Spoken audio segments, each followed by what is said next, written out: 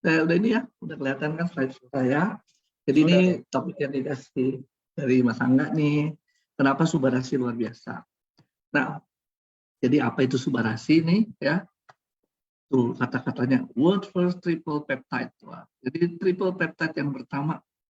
Ya, kemudian ini merupakan Japanese scientific breakthrough kabar luar biasa ya dari Jepang ya. Tentang sesuatu ilmiah dari Jepang yang sangat luar biasa. Dan peptide-nya apa? Peptide-nya adalah protein yang kecil ya. Protein itu gede sekali ya. Kalau dilihat dari kacamata sel, gede banget ya. Dan itu bisa dipotong-potong jadi kecil, namanya peptide. Peptide lebih kecil lagi namanya asam amino. Nah, sejatinya tubuh kita ini kalau mau makan, menyerap makanan, kan dibilang Bapak Ibu mesti makan protein. Nah, protein ini nggak bisa diserap begitu aja. Jadi harus dikecil-kecilin, namanya asam amino, baru itu bisa diserap oleh tubuh. Ya. Yang paling kecil ya peptide. Peptide ini bisa diserap oleh tubuh. Dan ada 3 peptide, ya, yang namanya dibuat dari salmon ovarium, kemudian dari sayur-sayuran, dan dari sardin. Kemudian di dalamnya juga ada beberapa antioksidan. Dan ini juga incredible ya pasti. Nah, tapi sebelum kita bahas itu, mungkin yang antioksidan cukup banyak.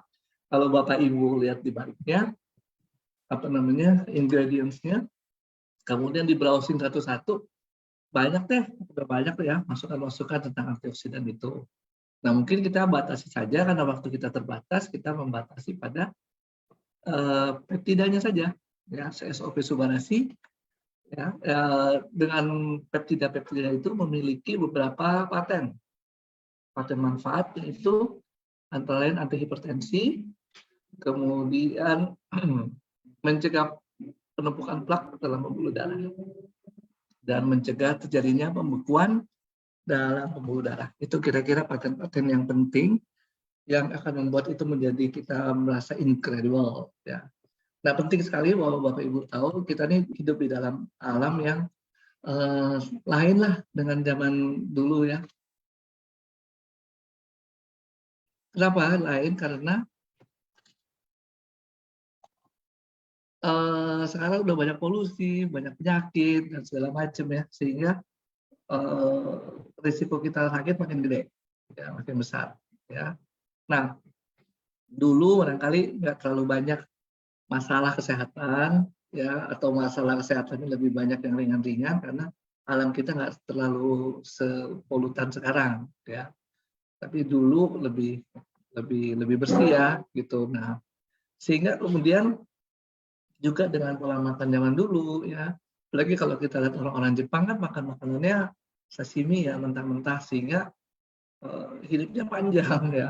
Orang sekarang enggak, kenapa enggak ya, belum apa udah darah tinggi, stroke ya, masih umurnya masih muda-muda. Nah, ini salah satunya adalah dari sarden. Sarden ini juga ikan laut ya, ikan laut dalam ya, yang mempunyai fungsi ini, seperti obat-obat tuh ya, angiotensin 1 converting enzyme itu obat, enzim ya, tapi yang kemudian dijadikan obat oleh pabrik kimia.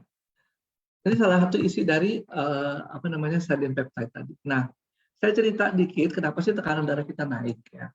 Tekanan darah kita naik itu sama seperti selang air nih. Selang air kalau kita loskan saja, air mengalir ya, air mengalir gitu saja tanpa tekanan. Tapi kalau kita coba sumbat, ya, seperti contoh di gambar ini, tekanannya akan makin kencang, ya, tekanan makin kencang. Jadi itu kira-kira analog dengan pembuluh darah kita. Pembuluh darah kita kalau kita tekan, kita kecilin lubangnya, tekanannya makin besar. Kenapa bisa kecil? Ya, karena ini tadi, ya, ada sumbatan-sumbatan. Ya, kalau dia lancar aja nggak ada sumbatan-sumbatan, maka tekanan darahnya tidak naik, ya, atau normal lah 120/80 dan sebagainya. Oke, kira-kira seperti itu. Nah, pembuluh darah sendiri memang bisa berdenyut ya, sehingga menimbulkan tekanan. Dan itu yang ngatur siapa? Yang ngatur tuh banyak ya. Ada yang ngatur tekanan darah kita. Anda bisa lihat di sini ada otak ya. Ini kenapa sih susah dikendalikan? ada otak, ada sumsum tulang belakang. Di sini ada yang namanya apa namanya medula. Medula ini otak tengah lah, otak. Kalau mau dibilang sebenarnya otak yang mengatur fungsi dasar. Itu untuk bernapas, untuk berdenyut, ya. Itu otak di situ. Nah, dia ngatur jantung kita untuk cepat atau lambatnya berdenyut, ya. Kemudian di sini yang biru simpatis ini mengatur pembuluh darah. Kalau pembuluh darahnya mengecil, tekanan darahnya makin kencang. Ingat ya, selang air, ingat selang air, ya. Diaturnya kayak begitu. Lalu ada lagi yang mengatur volumenya. Jadi misalnya selangnya gini, tapi volumenya makin banyak, cairannya makin banyak, tentu juga tekanannya makin banyak, ya. Nah, yang mengatur volumenya itu ginjal. Ginjal itu dengan sistem yang dari otak juga, yang tadi disebut dengan renin, angiotensin, aldosteron. Ya, itu enzim-enzim semua yang ngatur jumlah cairan di dalam darah. Nah itu yang kemudian antara volume, antara denyut jantung, dan juga pembuluh darah itu yang menimbulkan tekanan darah. Nah, kenapa sih sekarang ini ngobrol tekanan darah? Sedikit ya kita singgung dulu bahwa tekanan darah tinggi, ya, tekanan darah tinggi atau darah tinggi di Indonesia sekitar 30%. Jadi kalau sekarang pemirsanya ada 176, maka 30% ini kemungkinan udah darah tinggi, cuma nggak ketahuan. Ya ada yang tahu, ada yang nggak. Ada yang udah tahu minum obat jadi terkontrol, ada yang udah tahu minum obat nggak terkontrol, lebih parah lagi nggak tahu apa-apa, ya. Itu lebih parah lagi. Kenapa dia nggak tahu apa? Ya kadang nggak berasa. Nggak ada rasanya sih kalau tekanan darah tinggi. Ya. Itu yang menyebabkan kita kemudian jadi nggak enak dan sebagainya. Nah itulah tekanan darah kita, ya, yang diatur oleh otak, medula oblongata, kemudian sumsum tulang belakang, jantung, persarafan simpatis dan parasimpatis. Itu mengatur semua. Nah, apa sih hubungannya sekarang? Tadi kan kita lihat bahwa pembuluh darah itu kalau menyempit, ya, menyempit itu kan membuat apa? Tekanan darah meningkat. Ya, menyempitnya pembuluh darah itu kenapa? Bisa jadi karena pembuluh darahnya itu mengalami kerusakan di dalamnya, ya. Jadi pipa pembuluh darah ini bukan pipa peralon yang mati, ya, tapi mampu untuk beregenerasi, ya. Mampu memperbaiki diri. Ya, kalau ada rusak memperbaiki diri, rusak memperbaiki diri. Kalau satu saat rusak tidak memperbaiki diri, makin rusak pembuluh darahnya. Ya. Pipanya di dalam lumennya itu, di dalam lubangnya itu nggak mulus lagi. Nah, sebenarnya supaya mulus, memang setiap permukaan dalam itu namanya epitel itu harus mampu memperbaiki diri. Nah, mempunyai kemampuan regeneration effect. Kalau nggak punya kemampuan meregenerasi diri, akan jadi rusak. Rusak, timbullah kemudian sumbatan-sumbatan. Ya. Makin lama makin tebal, sumbatannya makin gede, pembuluh darahnya makin menyumbat. Ya. Nah, Anda bayangkan saja, kalau Anda misalnya bisa melihat sungai siapapun dimanapun, sungai dimanapun juga, ya. Tapi ada beda-beda dikit sih. Sungai Citarum, Sungai Ciliwung itu salah satu yang jorok, ya, Cisadane, dan timbul endapan. Anda kan bayangkan sungai itu belok-belok, sehingga kemudian apa yang dibawa di sungai bisa mengendap, ya, sampai di ujungnya meskipun muaranya besar, endapannya juga besar, sampai bahkan ada pulau mungkin di tengah sungai, di tengah muara sungai. Nah kayak gitu kira-kira, ya. Pembuluh darah kita tuh kecil banget, nget. Jadi dengan dia belok-belok, bercabang-cabang, tidak mustahil timbul endapan. Yang segede sungai aja bisa, apalagi yang pembuluh darah sekecil itu. Ya, dia akan timbul endapan, menyumbat, akibatnya apa? Akibatnya pembuluh darahnya mengecil, ya. Volume lubangnya mengecil, tekanan darahnya makin tinggi, makin didorong lagi, makin tinggi lagi, makin rusak lagi, ya. Nah ini Anda lihat nih, teropong di dalamnya ini sel-sel darah merah. Nah pembuluh darah kayak gini nih. Ini yang harus mulus, harus jadi pipa yang mulus, yang baik, ya. Sehingga kalau ada kerusakan sel-sel di sini harus diganti, perlu regenerasi sel. Nah ini yang kemudian oleh si Subarashi ingat ya, isinya ada triple peptide, satu adalah ovarium dari ikan salmon, kemudian dari sardin, dan dari tomat, ya, disebut vegan peptide. Nah itu yang dari salmon ovari itu punya daya regenerasi sel. Sehingga kemudian pembuluh darahnya perbaikannya lebih bagus. Perbaikannya lebih bagus ya. Nah, kita ini punya berapa ribu kilometer sih Pak pembuluh darah? Nggak ada yang tahu deh. Coba aja dihitung deh. Segitu banyaknya. Nah, Sungai Ciliwung paling berapa kilometer ya?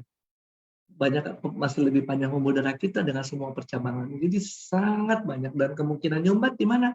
Bisa di mana aja. Nggak ada yang tahu nyumbatnya di mana. Cuma misalnya diketahuan kalau terjadi komplikasi. Lagi kalau nyumbat di otak, nyumbat di jantung, atau nyumbat di ginjal. Nah, kalau udah terjadi komplikasi, biasanya udah parah, ya, udah telat.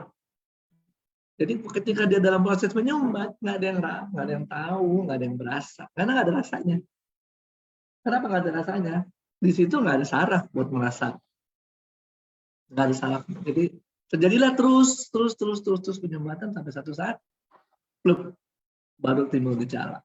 Ya, dan itu kalau sudah timbul di jantung, di otak, atau di ginjal, baru berasanya lebih kuat. Jadi sekali lagi ya, ini dalamnya pembuluh darah, ini sel-sel hidup ya, dia bukan pipa mati kayak peralon, tapi dia harus meregenerasi diri.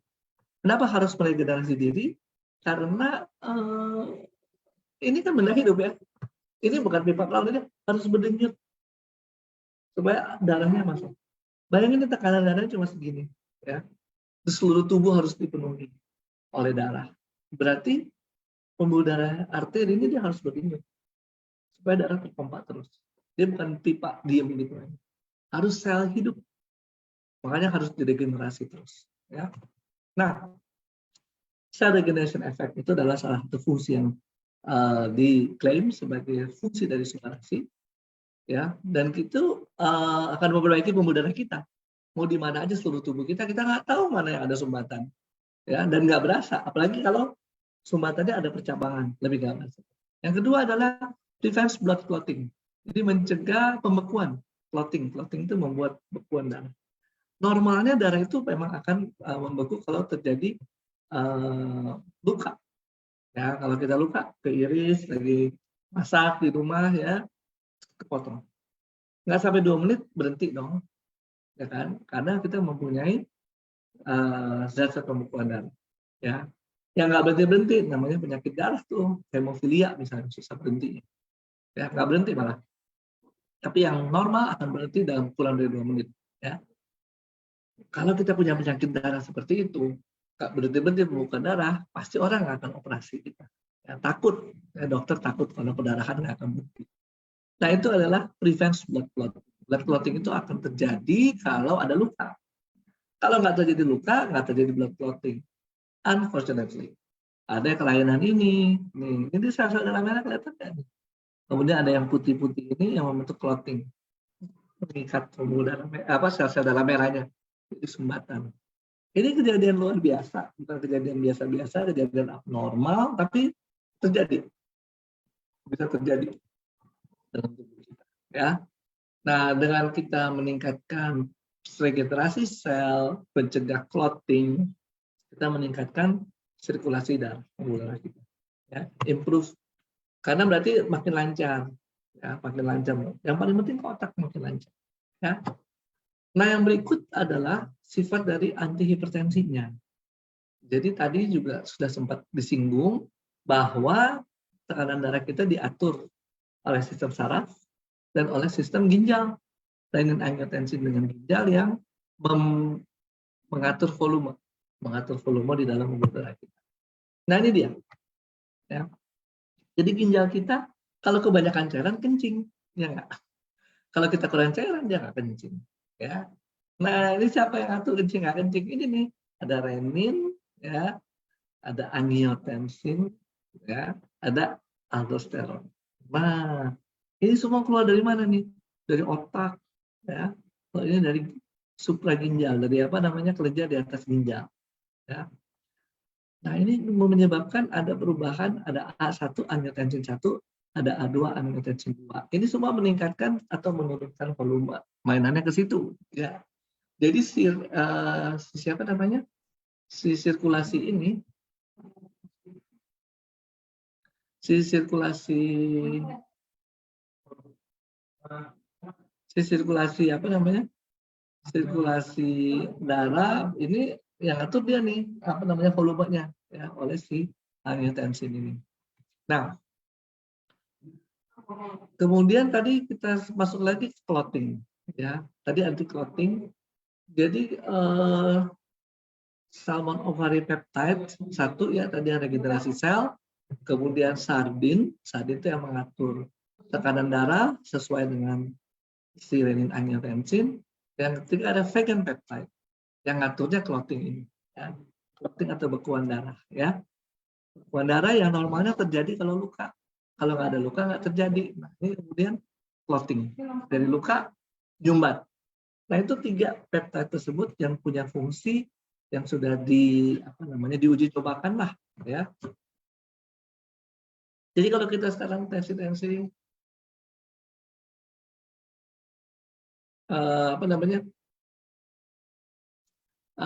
tensi, kita ukur, itu kenapa hilang ya?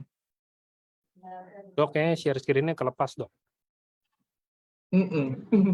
Perlu nyadar.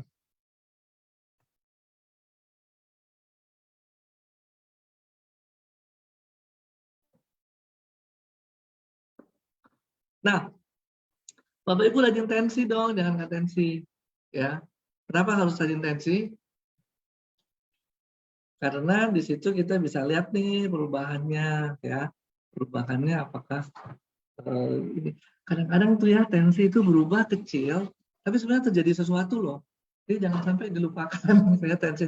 Kalau punya belilah aja berapa sih, paling 250.000 juga ada kok, ya.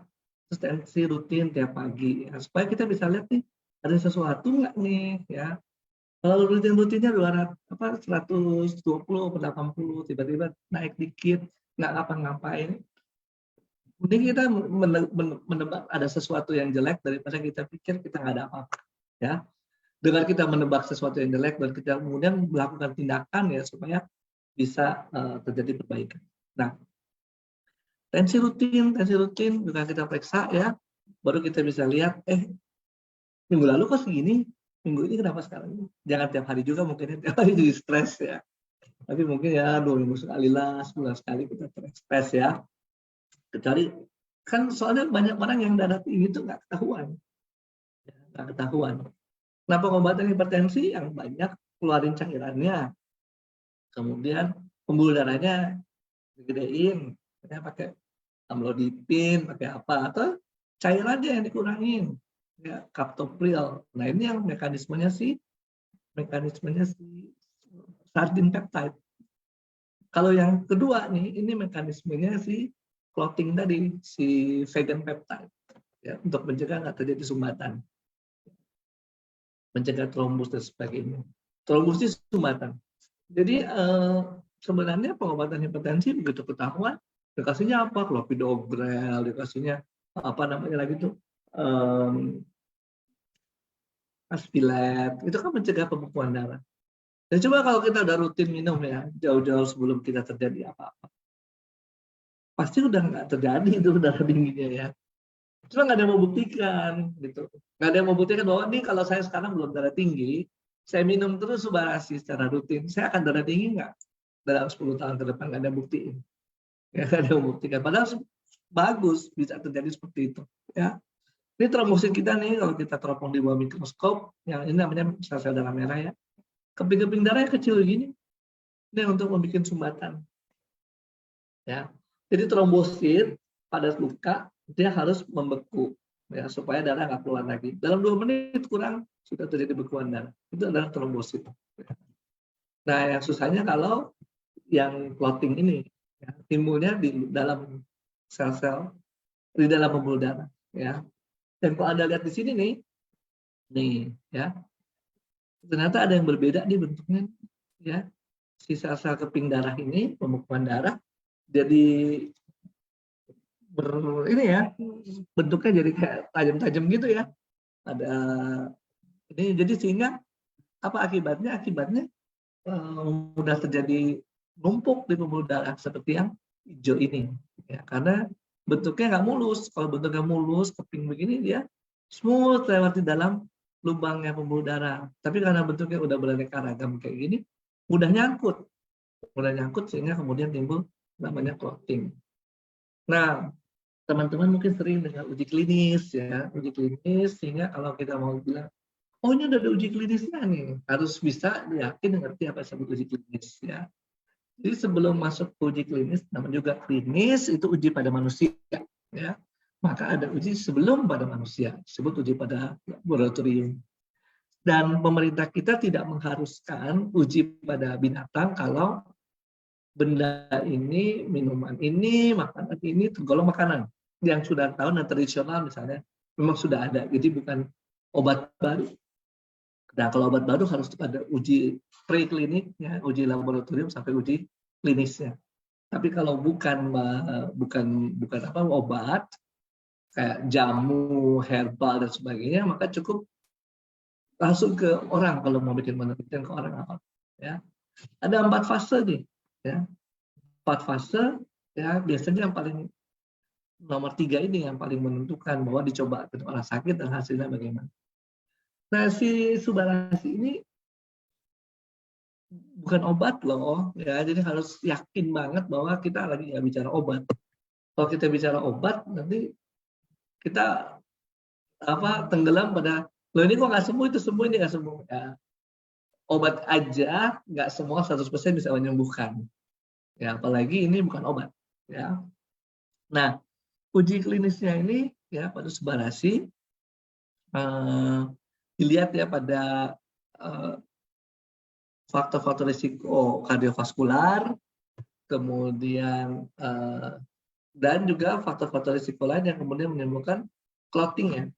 Clotting. Nah, tadi kita sudah sempat singgung ya bahwa platelet, sel-sel keping darah yang terdiam mulus tiba-tiba jadi spiky ya. Sehingga mudah terjadi clotting ya, clotting. Jadi sumbatan gitu ya. Nah, si Subbarasi works by keeping blood platelets smooth, avoid aggregation in the blood vessels. Jadi si Subbarasi ini membuat mulus, yang nggak ada spike-spike lagi sehingga tidak terjadi agregasi.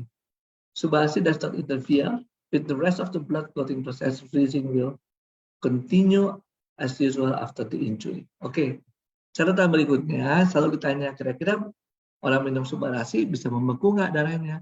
Ya bisa lah. Siapa nggak bisa? Ya bisa, tetap bisa ya. Karena dia tidak bekerja pada sistem pembekuan darah. Dia hanya bekerja supaya si platelet ini, keping-keping darah ini mulus sehingga nggak mudah menyumbat. Ya. Nah, ini dia kerjanya Subbarasi. Ya. Kenapa terjadi pembekuan itu ya? Yang clotting itu nggak normal? Karena ada kerusakan-kerusakan dari endotelial ini. Endotelial ini adalah sel-sel terdalam ya yang melapisi dan mereka harusnya smooth, nggak rusak. Tapi ya nggak ada yang bisa jamin ya. Berapa ribu kilometer nih pembuluh darah kita, siapa yang tahu di mana ada kerusakan, yang tahu. Yang tahu cuma si tukang injeniernya, tapi otak kita nggak tahu. Oh, kerusakannya di sini nih. Nggak ada yang tahu. Ya. Nah, karena itu memang harus ada sistem mekanisme dalam darah sendiri, di dalam pembuluh darah sendiri untuk menyelesaikan masalah itu. Karena otak nggak bisa bilang, tolong ke arteri sini, ada sumbatan. Bisa, nggak ada yang tahu, nggak ada berasa, nggak ada informasi.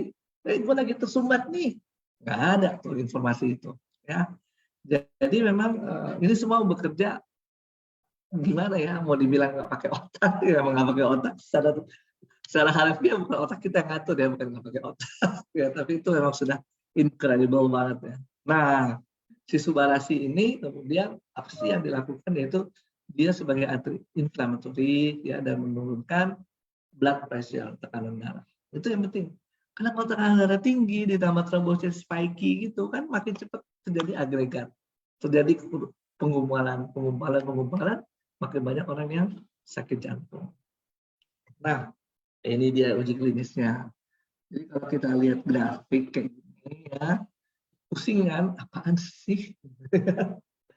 Nah, ini ada bar, ya, bar 4 ini, 4 bar ini menunjukkan eh, ini nih SP ini yang diringkas namanya sardine peptide. Sardine peptide, sedangkan yang lain adalah pembandingnya. Pembanding apa? Pembanding terhadap ini nih. Nih, ya.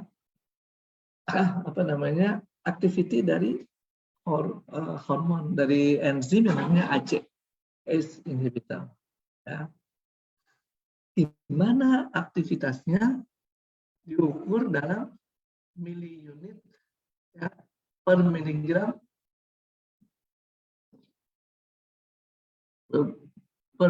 apa ini?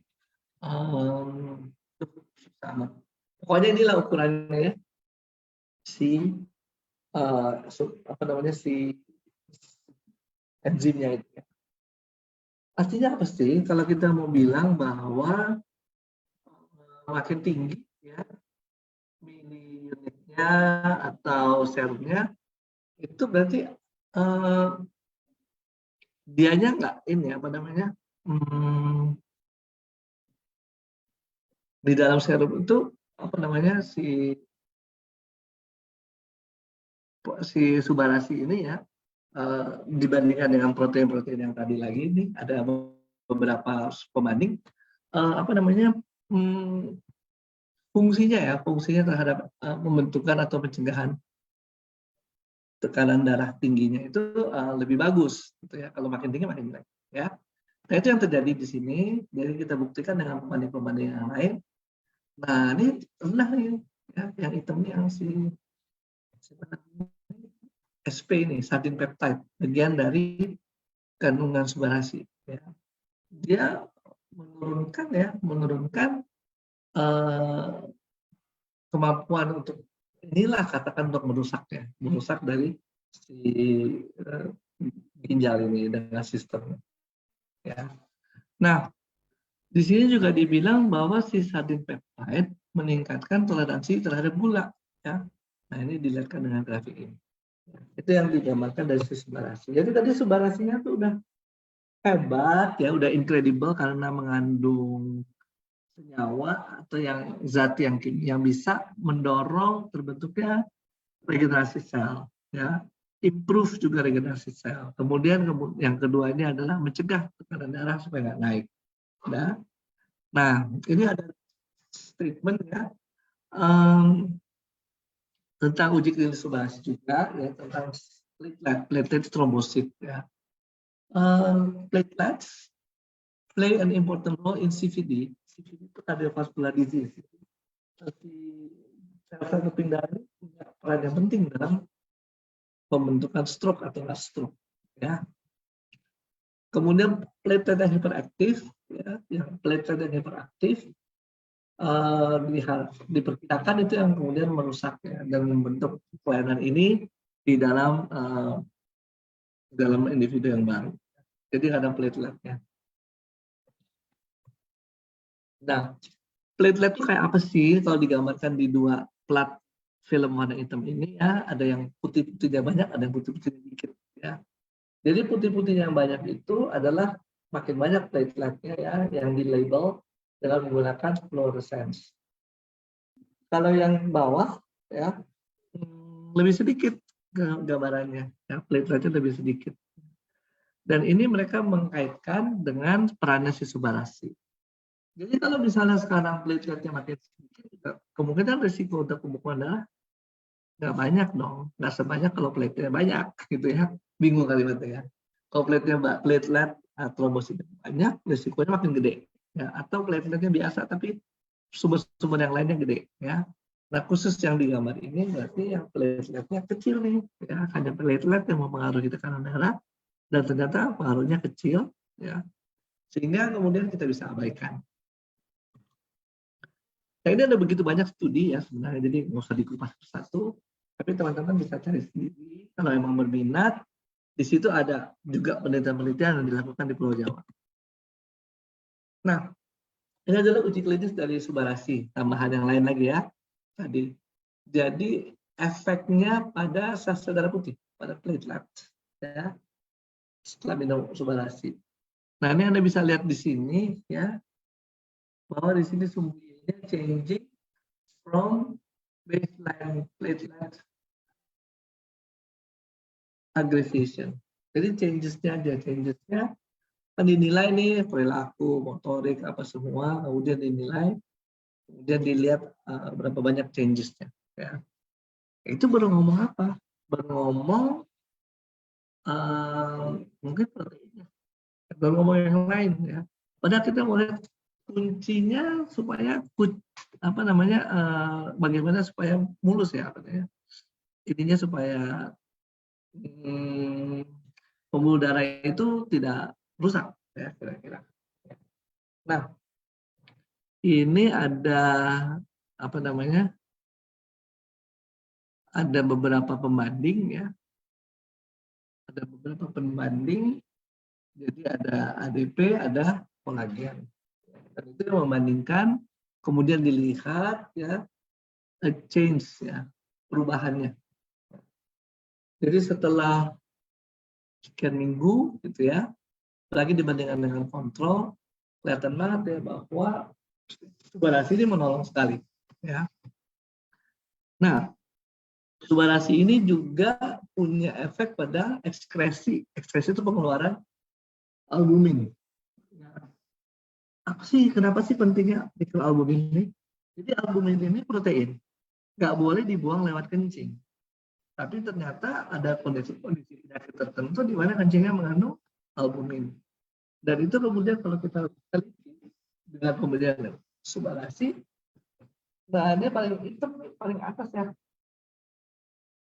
Jadi dia si subbarasi ini membuat atau menurunkan sekresi albumin. Sekresi itu pengeluaran albumin di kencing. Dan itu penting. Kenapa? Karena albumin yang bocor di kencing berarti masalahnya di ginjal. Ginjalnya bocor. Dan kalau albuminnya menurun berarti ginjalnya udah membaik ya, recover. Ya. Ada kondisi-kondisi memang yang bisa diperbaiki.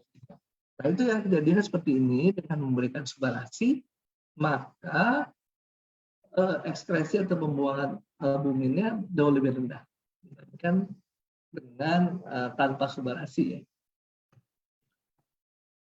Nah ini yang lain lagi nih.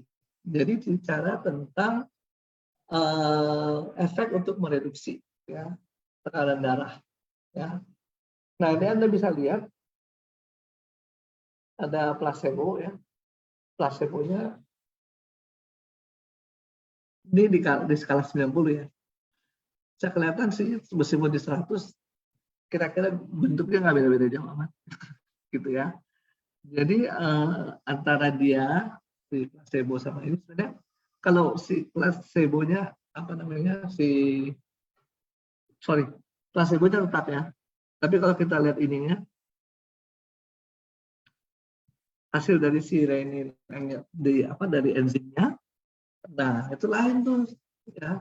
Anda kan bisa lihat bahwa yang di vitamin A lebih rendah lagi. Ya mungkin sih karena nggak stres ya dari obatnya di hutan misalnya jadi nggak stres. Oke, itu adalah pengaruh dari subbarasi ya, baik tadi terhadap artinya efeknya apa ya dengan organ tubuh. Yang kedua nih kita lihat di sini juga khusus darah tinggi dia menurunkan fungsi atau kelainan yang disebabkan oleh sesuatu lah di dalam pembuluh darah itu ya, sehingga kemudian dengan diturunkan tensinya masih normal lagi ya. Nah mungkin pendek aja karena memang lebih enaknya sih tanya jawab ya. Anda kalau mau lihat detail produknya ada di dalam website. Anda bisa juga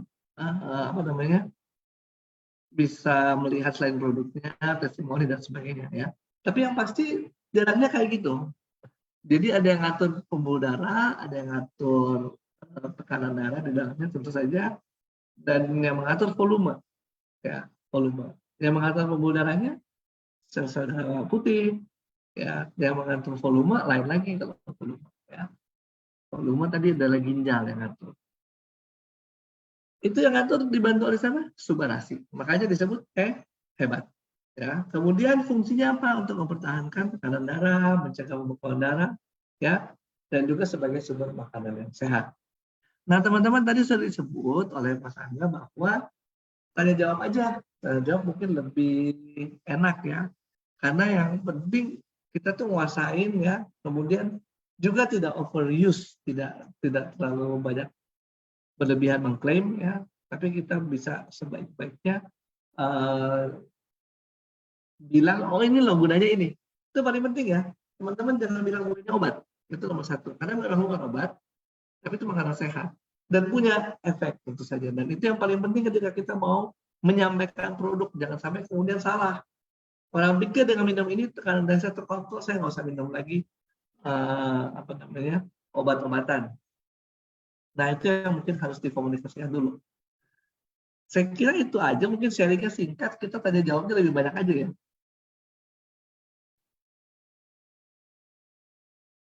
Masa enggak? Yes, Dok. Udah. Kita tanya jawab ya, saya sampai matiin video nggak apa-apa. Boleh.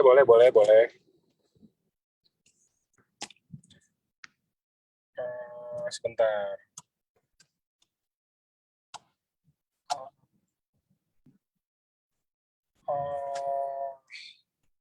Tadi ada yang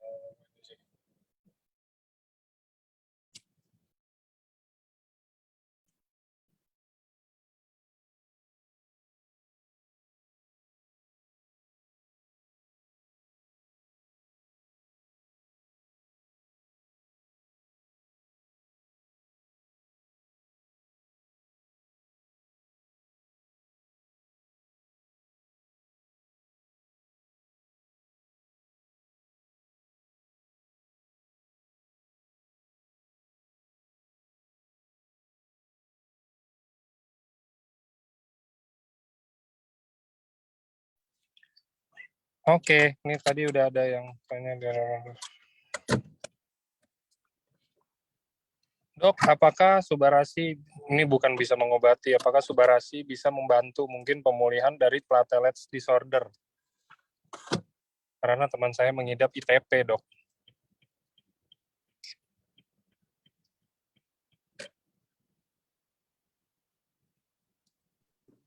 Disordernya apa tadi? Nggak kedengaran. Gimana, Dok? Mengobati apa? Disorder apa? Platelet disorder. Kayak platelet itu kayaknya kepingan ini ya. Oh, platelet. Ya. Bisa mengobati? Enggak dong, beda cerita. Ini kan kita bukan cerita pengobatan, satu. Nomor dua, ini mencegah terjadinya pembekuan darah. Kalau platelet disordernya, ini saya juga kurang tahu persis apa yang disordernya, karena banyak macamnya. Beda cerita. Jadi bukan kebanyakan juga platelet disorder ini penyakit bawaan ya, genetik sifatnya, atau mungkin berkaitan dengan genetik ya, kebanyakan ya. Jadi mungkin bukan ke situ arahnya ya. Tapi kalau kita bilang bahwa mungkin pada dia platelet disorder kemudian dia bisa atau sering mudah terjadi pembekuan darah, misalnya ya. Nah, ini akan membantu di situ. Tapi tidak mengurangi, artinya tidak menurunkan permasalahan di dalam sel-sel darah keping darahnya, bukan ke situ ya. Mungkin cukup jelas itu kira-kira ya. Mudah-mudahan. Jadi ini bukan mengobati platelet disorder ya. Itu mungkin bukan mengobati langsung ke platelet disordernya, cuman kalau bahasa awamnya sih mungkin platelet disorder itu juga diakibatkan sama gangguan-gangguan organ lain. Jadinya kita memperbaiki mungkin organ lainnya itu yang tadi udah dijelasin sama Dr. Trevino. Kira-kira begitu. Oke. Dok, mau tanya juga, kalau untuk gagal ginjal kronis, apakah masih ada kemungkinan untuk membaik? Mungkin dibantu dengan konsumsi produk gitu loh, Dok. Oke. Jadi secara alamiah memang tubuh kita diperlengkapi dengan stem cell. Stem cell itu memang harus ada dan harus terus bisa memperbaiki sel-sel yang rusak, karena sel-sel kita ada umurnya. Jadi tujuannya seperti itu sehingga fungsi berjalan dengan baik.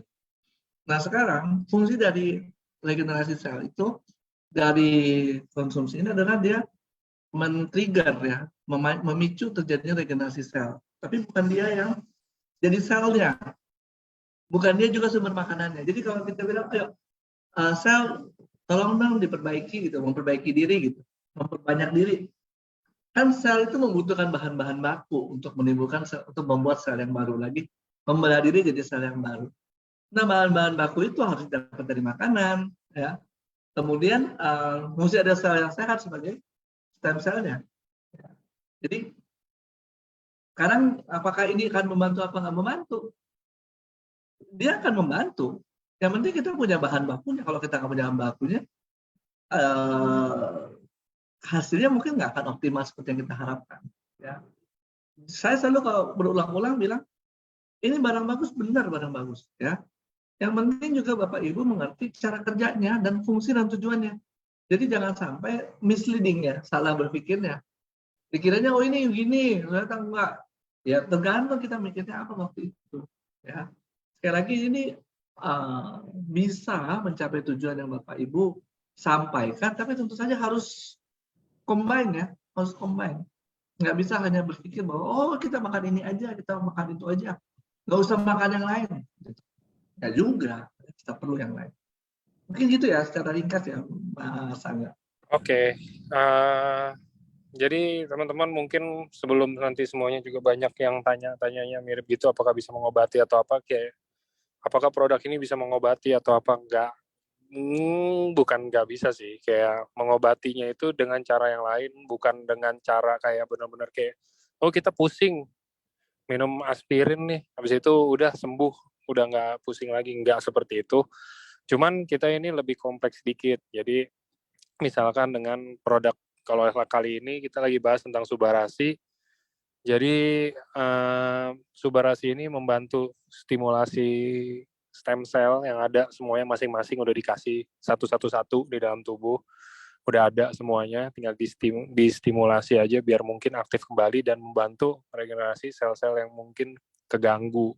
Salah satunya mungkin tadi ada pertanyaan yang gagal ginjal, walaupun susah sih kalau kayak menurut saya rada sulit kalau untuk gagal ginjal, cuman kalau misalkan dengan konsumsi nutrisi yang pas, nggak cuma Suba doang, kayak misalkan tambah dengan makanan-makanan lain atau mungkin emang udah ada obat dari dokter atau apa gitu, ya bisa dicoba juga gitu kan. Nah, tapi kita bukan kayak oh udah pasti 100%, udah sembuh, pasti 100% sembuh. Kita nggak ada, kita paten tuh kalau Subarasi itu ada 4 teman-teman, tapi nggak ada paten sembuh. Nggak ada yang bilang oh paten pasti sembuh, itu nggak ada. Cuman kita patennya itu fungsi-fungsi, paten fungsi. Oke, kira-kira gitu. Next.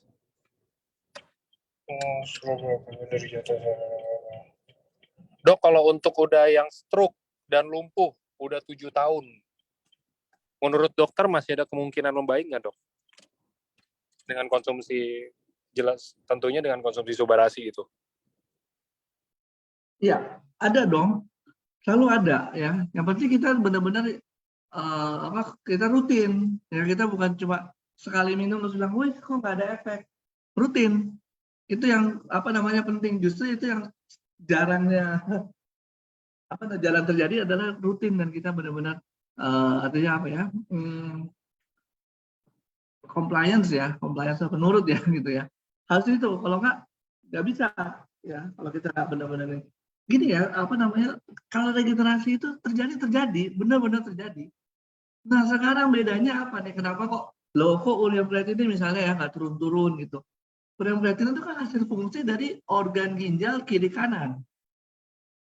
Nah kalau rusaknya udah banyak, berapa banyak sih kecepatan memperbaiki diri dibandingkan dengan kecepatan kerusakannya? Itu yang harus di dalam mengkalkulasi ya. Makanya nggak cukup kita hanya bilang oh kita ini saja nggak pakai yang lain, enggak. Karena kita harus menahan juga progres dari penyakit. Mungkin dengan obat-obatan atau dengan diet dan sebagainya. Jadi sekali lagi mungkin semua mungkin. Bukan nggak mungkin karena memang tubuh kita dirancang seperti itu, tinggal dibantu, diberi trigger jadi. Ya. Hanya sekarang Kenapa fungsi itu nggak terbaca? Ya, sekarang kita lihat berapa besar kerusakannya dong. Ya, sedangkan kemudian kita memperbaikinya seberapa ininya, seberapa cepatnya, ya. Memperbaiki sel dengan sel itu kemudian apa namanya meremajakan diri, yang paling cepat aja namanya sel usus 3 sampai 4 hari untuk meremajakan diri. Nah, usus panjangnya 7 meter. Bisa kebayang nggak sel itu kecilnya udah banyak, berapa kecilnya? Misalnya kayak gitu. Belum sel-sel yang lain ya. Sel-sel usus aja yang paling cepat aja 3 sampai 4 7 hari untuk peremajaan diri. Jadi nggak secepat yang kita mau ini kejar ya. Makanya Bapak Ibu jangan nunggu sakit. Sebelum sakit, timbul sakit itu karena kerusakannya udah gede gitu ya. Ketika kerusakannya masih berlangsung dan kecil-kecil, tangani yuk gitu. Jangan nunggu sampai udah parah, udah gede-gede baru kemudian kita coba-coba mencari bagaimana mengatasinya. Oke. Oke, next-nya juga ada yang tanya, Dok. Kalau misalkan kan beberapa biasanya tuh ada yang bilang, iya saya habis konsumsi Suba Utsu mungkin ada perubahan kayak, tapi perubahannya bukan mungkin lebih baik, tapi kayak mungkin badannya jadi apa, jadi ada efek-efek apa gitu loh. Itu apakah mungkin itu proses apa ya, Dok? Mungkin pertanyaannya. Apakah mungkin itu karena mungkin kita tidak cocok dengan produknya bisa, atau mungkin apakah dari pola hidupnya yang mungkin nggak cocok walaupun kita konsumsi apa segala macam, tapi mungkin pola hidup kita yang kayak gimana atau gimana gitu loh, Dok. Nah, karena banyak yang biasanya bilang kan, saya habis konsumsi produk kok malah jadi begini ya gitu loh, Dok. Jadi kan gini ya, kita tubuh kita ini hebat banget dan sangat kompleks ya. Yang kita konsumsi baik subarasi maupun apa namanya subarasi ataupun usus yang lain-lain itu semua lewat saluran cerna. Nah, kalau pernah mengikuti lagi bentuk apa perkembangan ilmu kedokteran, saluran cerna itu merupakan otak yang kedua selain otak kita yang sebenarnya ini. Jadi otak kedua. Lalu di dalamnya itu ada proses di mana saluran cerna itu sebenarnya punya kemampuan dengan teman-temannya mengatur makanan yang dimakan dan sebagainya, gitu ya. Atau, nah, teman-temannya ini di dalam saluran cerna, nggak semuanya teman-teman yang senang sama kita, gitu ya. Ada juga yang nggak senang sama kita, namanya bakteri patogen. Cuma susunannya kita nggak tahu gimana. Gitu. Jadi kalau kita punya teman lebih banyak daripada musuh, nggak terjadi kayak gitu. Ya. Jadi bisa saja apa yang kita makan melalui saluran cerna, kalau teori yang lain bilang nih ya, makanan-makanan kita itu ada yang bantu mencerna, namanya bakteri-bakteri itu. Tinggal outcome-nya apa, gitu. Ada outcome hasil-hasil cernaknya si bakteri yang emang butuh kita pakai, tapi ada yang kita nggak butuh, mungkin timbullah efek-efek tadi yang nggak disukai sama kita, ya. Nah itu kompleks, ya. Saluran cerna itu kompleks, otak kita yang kedua juga kompleks, ya. Jadi bukan hanya si tubuh kita menyerap gitu, ya, apa yang kita makan. Di dalamnya banyak teman-teman, banyak makhluk hidup lain ya, miliar, triliun, banyak teman-teman yang lain. Nah itu yang kita nggak tahu. Kita sering makan macam-macam, jajan ini itu kiri kanan, makan ini, makan itu, semua kita nggak tahu berkembangnya jadi apa. Harusnya misalnya dari 100% populasi bakteri, hanya 10% yang merusak, yang patogen, tapi bisa jadi berubah. Dan kita nggak tahu itu. Itu mungkin salah satu yang menyebabkan orang ketika makan, kok hasilnya nggak seperti yang saya harapkan ya. Nah, itu yang kemudian kita bilang bahwa ketika Anda ini cobalah ya, kita mengkonsumsi herbal, makanan sehat, subarasi dan sebagainya ini dalam konteks yang bagaimana juga. Yang itu masih ngerokok terus, ya sama aja. Yang ini masih minum alkohol, sama aja dong. Yang ini makan nasinya banyak terus. Nah ini nggak sejalan, ya. Yang ini minum subarasi tapi tidur melulu, nggak kerja, nggak aktivitas. Misalnya katakan kasar gitu. Nggak bisa kayak gitu.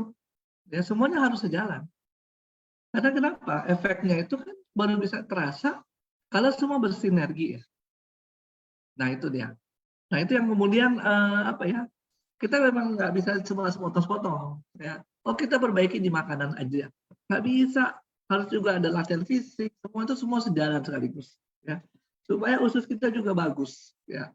Otak kita bagus. Predatornya bagus. Ya. Itu mungkin ya jawaban saya dengan semua kejadian-kejadian yang kita nggak perkirakan. Ya. Bukan berarti barangnya jelek. Ketika sampai di saluran cerna, siapa yang konsumsi? Kan kita nggak sendirian di situ. Bukan cuma sel tubuh kita. Ada triliunan bakteri loh yang lain yang kita nggak tahu komposisinya kayak apa. Dan tiap orang beda-beda komposisinya. Ya, kan tiap orang punya teman beda-beda. Nggak ada yang teman satu orang. Bahkan di Facebook aja juga nggak ada ya. Yang temennya semua sama. Nggak ada. Temennya beda-beda. Bakterinya juga beda-beda. Ya, dan ketika komposisi itu berubah, kemudian timbul reaksi yang nggak diharapkan, itu bisa macam-macam. Nggak usah ngomong subarasi sama ini. Obat apapun juga sama. Gitu ya kira-kira gambarannya. Mudah-mudahan sih teman-teman pendengar boleh mencoba membayangkan ya. Dan kemudian bisa mencari kira-kira penjelasannya di mana gitu. Makasih. Oke. Nah kalau untuk batu empedu dan batu ginjal, setahu saya sih kayaknya kalau batu empedu batu ginjal tetap harus operasi ya. Cuman mungkin gimana Dok kalau untuk batu ginjal dan batu empedu, apakah mungkin bisa dibantu dari pos operasinya atau gimana Dok? Iya, betul ya kalau yang namanya kelainan struktural itu harus dioperasi ya. Struktural jadi kelainannya ini ya bentuk kelainan dari ini, termasuk batu kelainan bentuk ya. Jadi itu harus dioperasi nggak bisa nggak dikeluarin ya, keluarinnya dengan dioperasi. Ada juga mungkin obat-obatan tertentu yang dikembangkan, tapi pokoknya harus dikeluarkan. Sedangkan fungsi dari teman-teman kita nih AFC ini adalah untuk persiapan, ya, karena untuk mencegah terjadinya misalnya reaksi stres oksidatif, ya, dengan antioksidan ini. Dan kemudian kalau kita membutuhkan pasca operasi recovery, jelas kita perlu daya regenerasi sel dipicu oleh produk-produk dari AFC ini. Gitu. Oke, semoga menjawab ya. Nah, next-nya, ini menarik kalau untuk tremor. Kalau untuk tremor sendiri Dok, biasanya dia akibatkan oleh apa dan apakah bisa diredam, bukan diredam, mungkin bisa dibantu perbaikannya atau mungkin jadi nggak terlalu tremor atau mungkin lama-lama berkurang oleh produk kita Dok? Ya kalau tremor lain ya, tremor mekanismenya kenapa? Kayak tangan gemeter gitu mungkin ya, atau ya. apa? Tangannya getar-getar gitu ya. Ya. Tremor itu lain mekanismenya Bapak Ibu, itu dari saraf ya. Jadi saraf itu sebenarnya punya dua fungsi yang menyuruh dan mengerem kayak gitulah. Kayak misalnya kita mau menyentuh nih kamera gitu, kamera dari monitor. Mata udah ukur jaraknya ya, sehingga ketika udah sampai sini direm. Jadi fungsi saraf itu ada yang mendorong, menyuruh, ada yang mengerem. Pas banget ya. Pas banget sehingga nggak akan nyentuh, nggak akan lewat, nggak akan ini.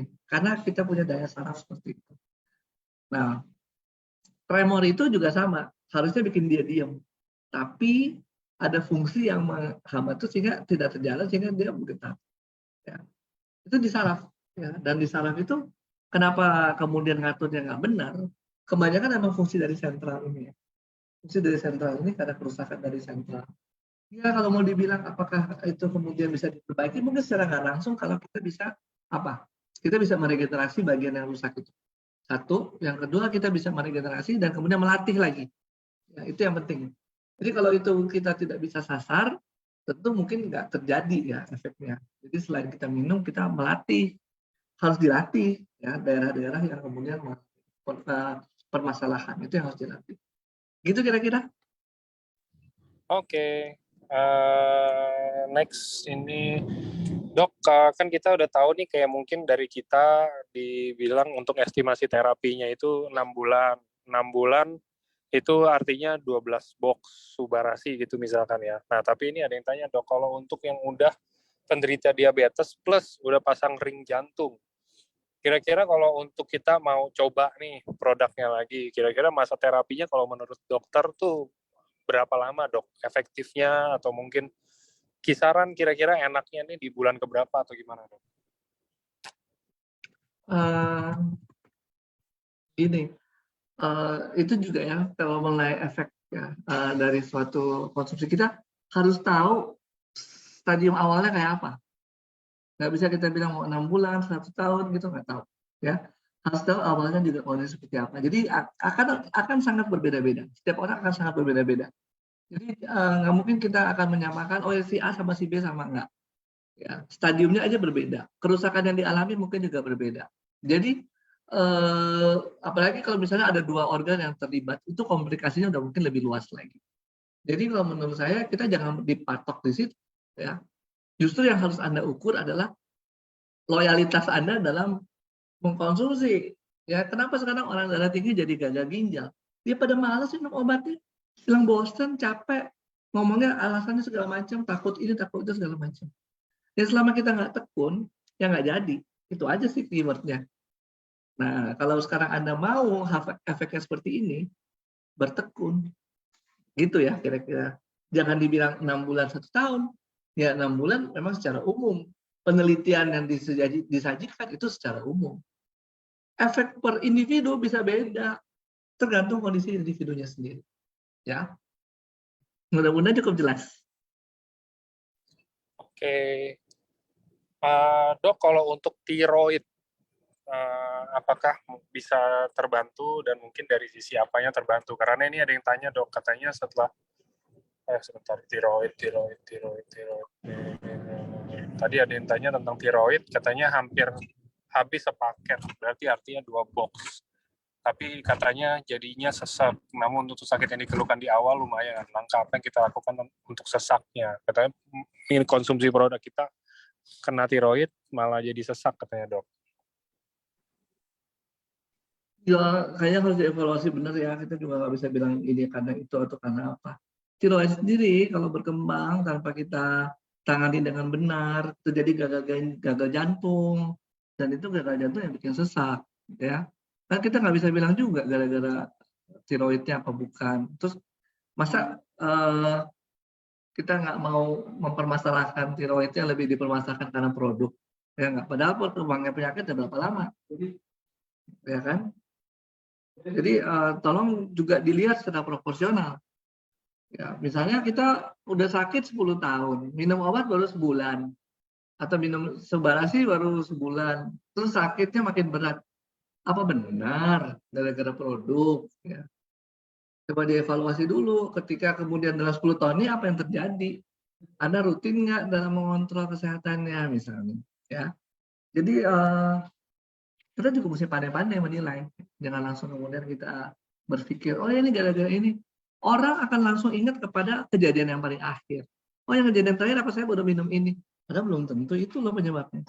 Ya, itu sih pendapat saya ya. Jadi kalau mau ditanya apakah gara-gara ini apa gara-gara itu, dilihat dulu kasusnya. Ya, jangan langsung disimpulkan. Oke. Oke, ini juga ada. Nah, ini sebelum itu lagi, saya tadi udah jelasin juga untuk yang tanya-tanya biasanya kayak hipertensi ya. Apakah dengan konsumsi Subarasi itu saya nggak perlu konsumsi obat lagi? Ini biar dokter Trevino yang jelasin. Tadi saya sebenarnya udah jelasin sih, cuman apakah nggak harus konsumsi obat lagi, Dok? Walaupun itu saya nih misalkan hipertensi, dapat obat dari dokter, tapi saya dikenalin teman nih Subarasi, katanya ada anti hipertensi. Cukup nggak sih konsumsi Subarasi doang, Dok? Bisa jadi cukup. Bisa ya. Bisa jadi cukup. Sekarang masalahnya adalah yang menentukan minum atau tidak minum obat lagi bukan saya. Juga bukan Anda sendiri. Ya, Anda harus bersama-sama dengan dokter yang menangani itu. Kalau dokternya lihat, oh ya tekanan darahnya udah terkontrol, kita kurangi dosis, masih terkontrol lagi dengan plus Subarasi ya, kurangi lagi dosisnya, tetap terkontrol, mungkin satu saat stop, tapi bukan saya nentuin. Ya, Anda harus tentukan dengan bersama dokternya ya. Nggak bisa Anda bilang bahwa ini harus dan pasti ya. Jadi memang harus dikontrol. Dan sekali lagi, tekanan darah terkontrol itu bukan karena Subarasi toh ya. Subarasi jelas punya peranan, benar. Yang lainnya tetap harus bersinergi. Makan Anda harus benar, ngerokok juga jangan. Kemudian apalagi ya, alkohol juga enggak. Apalagi olahraga rutin. Jangan cuma bilang, oh udah makan ini terus nggak berhasil, bilang, oh ini produk jelek. Bukan begitu. Ya Anda lihat juga dong keseluruhannya ya daripada kehidupan kita. Gitu. Jadi semuanya harus sejalan, nggak bisa cuma sepotong-sepotong ya. Sama kok, semua yang hipertensi kalau minum obat yang nggak rutin ya ngaco. Hasilnya nggak benar. Minum obat rutin tapi makannya nggak diatur, sama juga. Ya, sama kok. Ya. Jadi itu semua harus sejalan. Ya. Satu saat semua sudah bersinergi dengan baik, kemudian berhenti obat, mungkin. Sangat mungkin. Ya. Karena kita berarti kembali ke nature-nya kita, alamnya kita. Nggak stres, makan makanan yang bagus, ya, oksigen cukup, udah nggak akan darah tinggi. Oke? Oke. Terus ini, Dok, kalau untuk kan kita tahu Subarasi mungkin bisa membantu mempercepat proses pemulihan luka. Tapi ini pertanyaannya, kalau misalkan pasca operasi luka masih basah, mungkin jahitannya masih basah, itu mau bisa mulai konsumsi dari kapan? Apakah langsung bisa ataukah harus tunggu saat-saat tertentu, Dok? Oke. Kalau lihat fungsinya adalah regenerasi sel, bisa langsung minum. Bapak Ibu tidak perlu merasa khawatir dengan masalah pembekuan darah. Karena si Subarasi ini mencegah clotting yang abnormal. Kalau kejadiannya kita dioperasi, kemudian harus darahnya berhenti, ya pasti berhentilah. Kalau darahnya nggak berhenti, ketika dalam meja operasi juga kita udah shock ya. Udah pasti berhenti. Apalagi udah dijahit, dibalut semua, udah pasti nggak ada masalah. Jadi nggak akan terpengaruh oleh Subarasi itu. Dan kalau kita mau mengejar regenerasi sel, ya minum aja langsung, nggak apa-apa. Nggak masalah. Oke? Oke. Ini juga pertanyaan umum yang bagus. Ada yang tanya, Dok, apakah produk ini memiliki efek detox? Jadi kayak misalkan udah konsumsi, kalau untuk dari pencernaan mungkin ada efek detoxnya, kalau mungkin dari Suba untuk regenerasi sel, atau mungkin untuk memperbaiki jaringan-jaringan di tubuh itu ada efek detox atau satu efek yang setelah kita minum gitu loh, Dok. Pertama, kita luruskan dulu, detox itu bukan istilah kedokteran. Jadi kalau saya menjawab detox dengan sudut pandang kedokteran, sebenarnya nggak pas. Ya. Dan detox itu seringkali diasosiasikan dengan masalah keluhan-keluhan yang tidak kita harapkan ketika mungkin mengkonsumsi sesuatu. Ya. Tadi saya sudah mencoba menjelaskan apa yang terjadi dengan usus kita, dengan teman-teman di dalamnya, yang belum tentu teman juga, ada juga musuh dalam selimut, yang kemudian bisa ikut mengkonsumsi apapun yang kita masukkan lewat saluran cerna kita, lewat mulut, ya. Dan kemudian akan timbul metabolit yang tidak kita perlukan. Timbullah keluhan-keluhan yang lain. Ya, itu bisa terjadi. Sangat mungkin terjadi. Ya. Kenapa mungkin terjadi? Ya, karena kita nggak sendirian di dalam usus itu. Banyak sekali triliun makhluk hidup di dalamnya, ya, dengan bermacam-macam tugasnya. Nah, itu apakah disebut detox apa enggak? Saya nggak bisa jawab. Tapi itu mungkin terjadi. Ya, karena yang makan bukan cuma manusianya, ya, teman-temannya ikut juga mengkonsumsi. Kan kita nggak bisa milih, ya, kita nggak bisa bilang, cacing jangan makan, jamur jangan makan, nggak bisa. Ya, semuanya pasti ini. Karena ini sendiri ya, masing-masing orang beda-beda sendiri gitu ya. Jadi nggak bisa juga kita bilang nggak ada pengaruhnya. Ya, hanya barangkali nanti ada juga yang punya pengaruh tapi bisa mentoleransi. Nah, itu udah kemampuan dari tubuh. Jadi beda-beda. Kalau ditanya jadi sekali lagi apakah ada detox apa enggak? Maybe yes, maybe no. Ya, nggak sama semua fungsinya. Oke. Oke, ini juga ada yang tanya lagi. Dok, apakah bedanya Subarasi dan SOP 100? Karena saya konsumsi Subarasi ini mungkin kayak nggak cocok gitu, kayak dia bilang sih ini kayak kalau minum Subarasi itu tensinya cenderung tinggi, tapi kalau minum SOP 100 malah jadi normal, kayak gitu dok.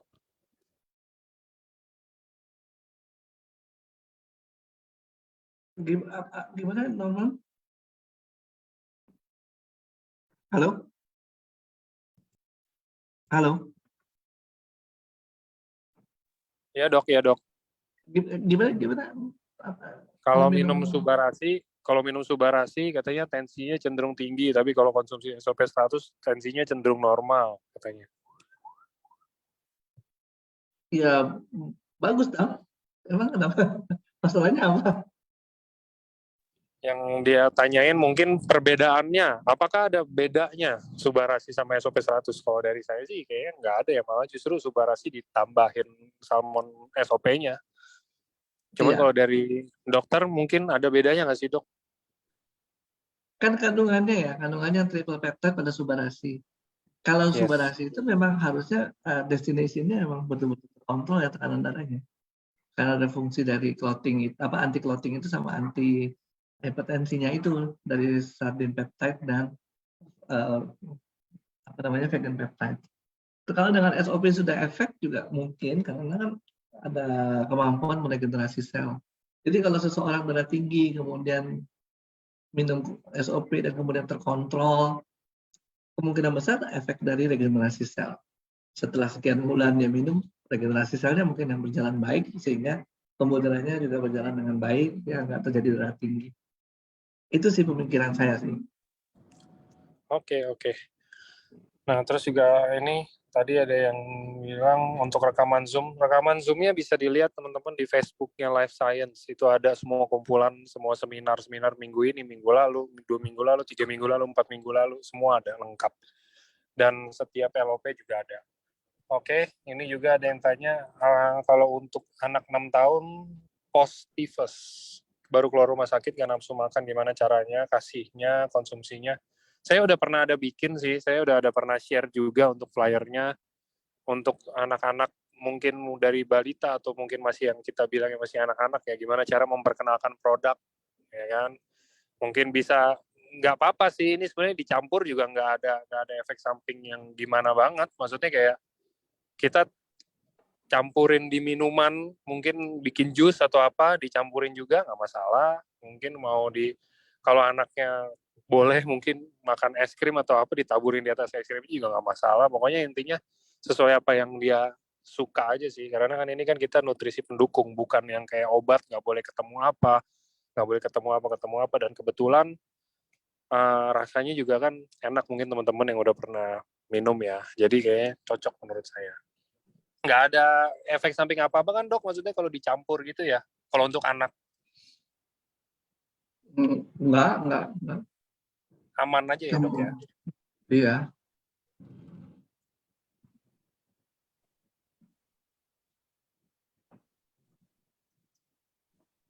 Kalau untuk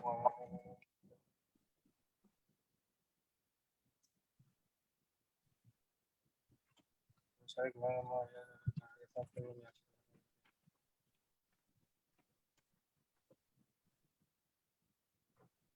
dari dokter ini gimana cara kita menyampaikan.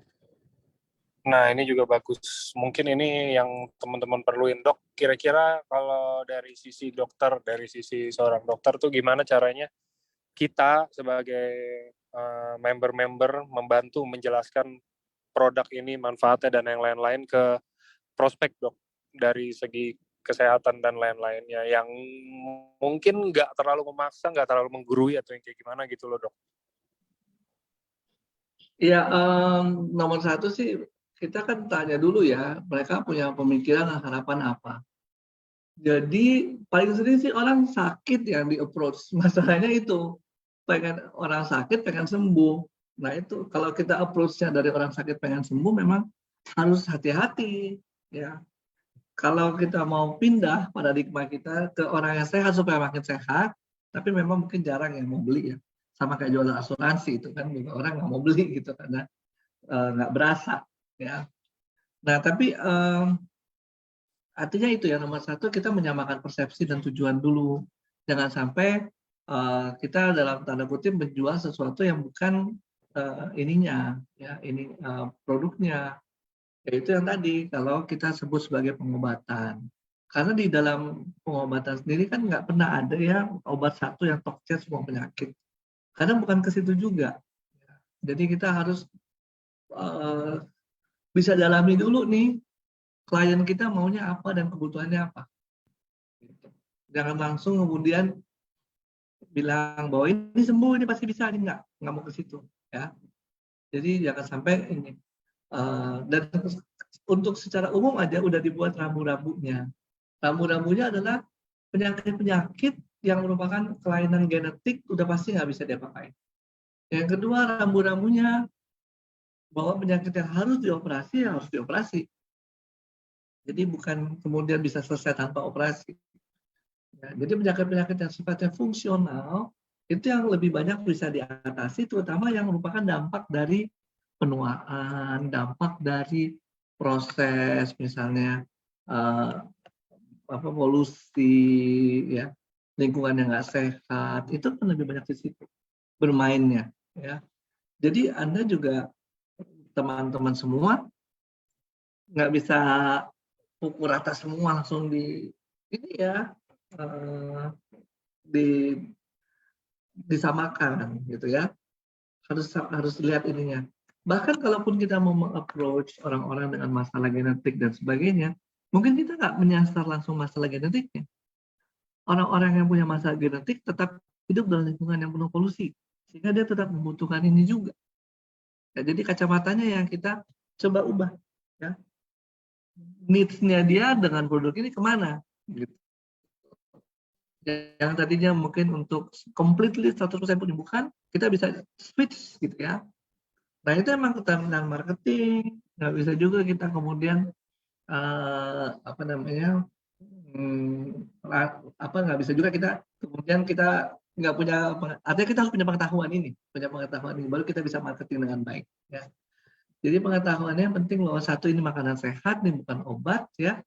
Kalaupun dengan regenerasi sel itu ada di mana-mana di seluruh tubuh kita. Dengan dia meregenerasi tentu fungsinya membaik. Dengan fungsi membaik tentu saja masalah keluhan kesehatan akan membaik. Itu secara tidak langsungnya seperti itu. Masalahnya kita perlu waktu. Nggak bisa secepat itu kemudian kita berubah. Satu. Yang kedua kita butuh selain waktu ada ini apa namanya ini ya, artinya gini, kita harus lihat juga nih seberapa parahnya. Kan kita nggak bisa bilang, oh ya minum obat ini ginjalnya membaik. Nah orang cuma melihat ginjal membaik dari ureum creatinine. Padahal ureum creatinine itu adalah fungsi dari dua buah ginjal yang terdiri jutaan nefron gitu, jutaan penyaring. Terus kalau misalnya nggak berbaik kan orangnya kecewa. Nah itu yang harus jadi kalau mungkin Bapak Ibu juga bukan langsung berkecimpung di dalam bidang kesehatan, mungkin jangan terjebak di situ. Jangan terjebak di kita menyelesaikan masalah kesehatan yang sakit jadi sembuh. Nah itu mungkin mesti dicoba diperbaiki. Gitu ya. Itu mungkin saran-sarannya. Terima kasih. Oke, terima kasih dok. Itu semoga membantu. Tadi ada beberapa yang tanya ya. Dan ini saya lihat, ini masih yang tadi, yang SOP 100 dan subarasi. Kenapa kalau yang subarasi tensinya naik dan SOP 100 tensinya malah normal.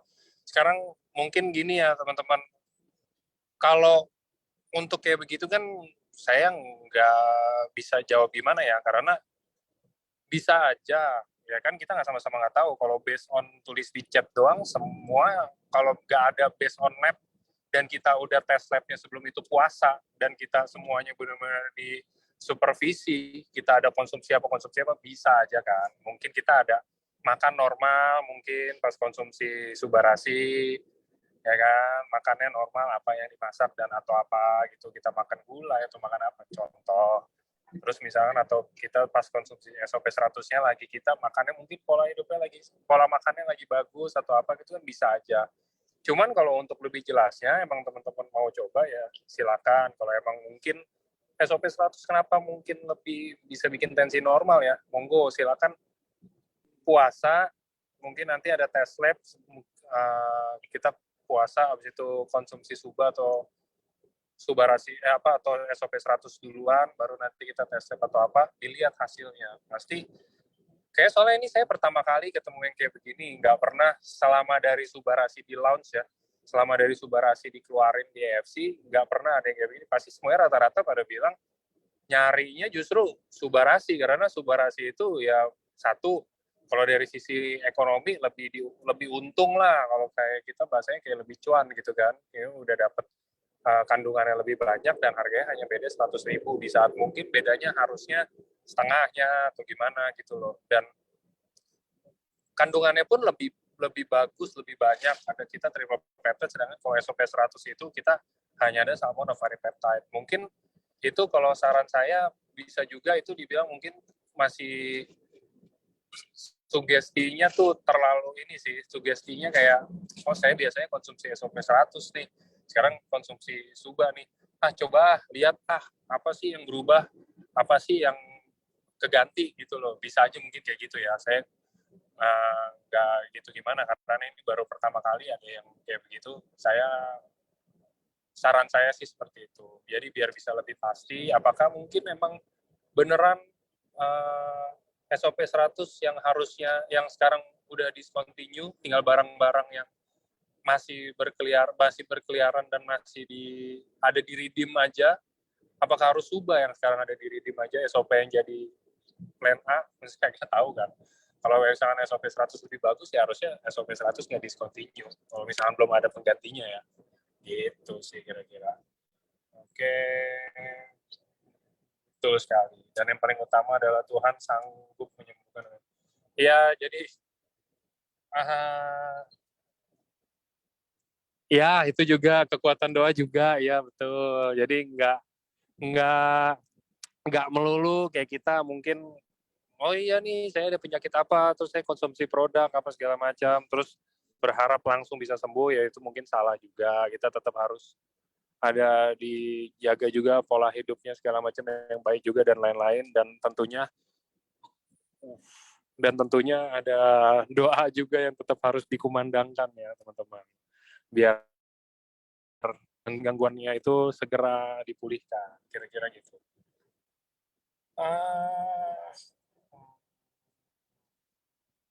Yes, betul, Subarasi lengkap. Makanya kalau mungkin ada leader atau ada prospek-prospek yang udah duluan gabung, mungkin bisa ditanyain kelebihan Subarasi apa. Karena saya udah bikin materi promosi itu super banyak tentang Subarasi tiap hari kan.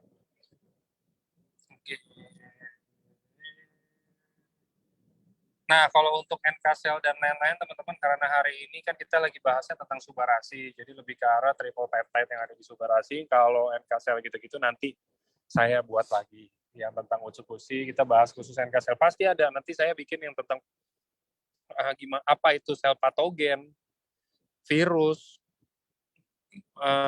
dan lain-lainnya. Mungkin ntar urusannya dengan pencernaan, kenapa daya tahan tubuh dipengaruhi sama pencernaan. Tadi yang dokter Trevi ini juga bilang kenapa pencernaan itu otak kedua dan lain-lain, pasti dibahas kok. Tapi bukan hari ini, karena hari ini kita khusus bahas tentang Subarasi. Untuk masalah anak-anak, oke dok, pertanyaan terakhir dok.